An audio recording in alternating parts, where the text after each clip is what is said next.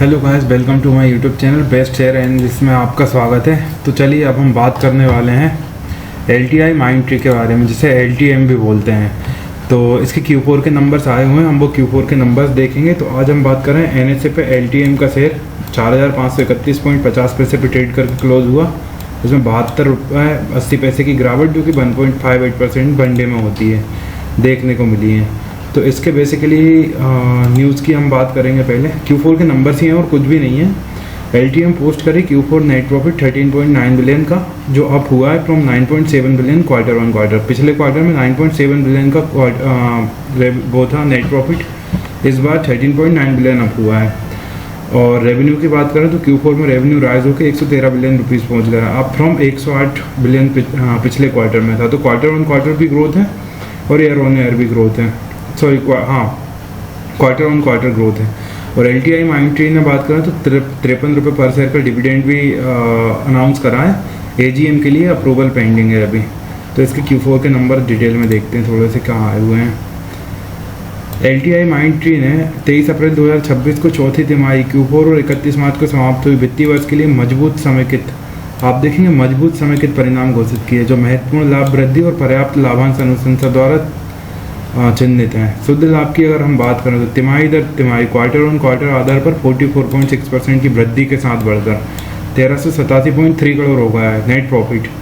अन्य रिपोर्टों में वार्षिक आधार पर 18.8% की वृद्धि दर्ज की गई है, जो 1340.7 करोड़ रुपये तक पहुंच गई है। राजस्व की अगर बात करें तो तिमाही आधार पर 4.7% और वार्षिक आधार पर 15.6% की वृद्धि के साथ 11,291.7 करोड़ रुपये तक पहुँच गया है। रेवेन्यू में भी बढ़िया ग्रोथ है। लाभांश की बात करें, बोर्ड ने प्रति शेयर 53 रुपये के अंतिम लाभांश की सिफारिश की है। रिकमेंड करा है 53 रुपये पर शेयर का इन्होंने डिविडेंड। EBIT मार्जिन घटकर 15.10% होगा, जो पिछली तिमाही में EBIT मार्जिन थोड़ा सा घटा है, 15.10% होगा, जो पिछली तिमाही में 16.1% है, मतलब 1% के लगभग गिरावट देखने को मिली है। ऑर्डर की बात करूँ, तिमाही कुल अनुबंध मूल्य TCV मजबूत रहा, जो $1.69 बिलियन पिछले वर्ष की तुलना में 5.2% अधिक था।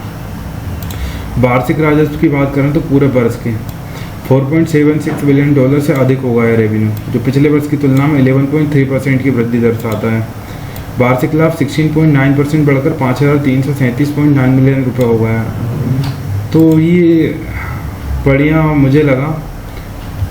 यहाँ भी दिया हुआ है वार्षिक आधार पर मार्जिन में वृद्धि के बावजूद तिमाही EBIT मार्जिन में क्रमिक रूप से 97 आधार अंकों की गिरावट देखी गई, जो वेतन वृद्धि और AI क्षमताओं में निवेश के दबाव को दर्शाती है।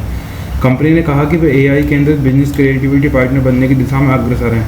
23 अप्रैल 2026 को गुरुवार को बंद LTM के शेयर BSE पर 1.83 गिरकर 4,520.25 पे ट्रेड कर रहे थे। तो ये LTI माइंडट्री के Q4 के नंबर्स थे और EBIT में ही मार्जिन कम हुआ है, बाकी सारी चीज़ें LTI माइंडट्री की बहुत शानदार लगी हैं।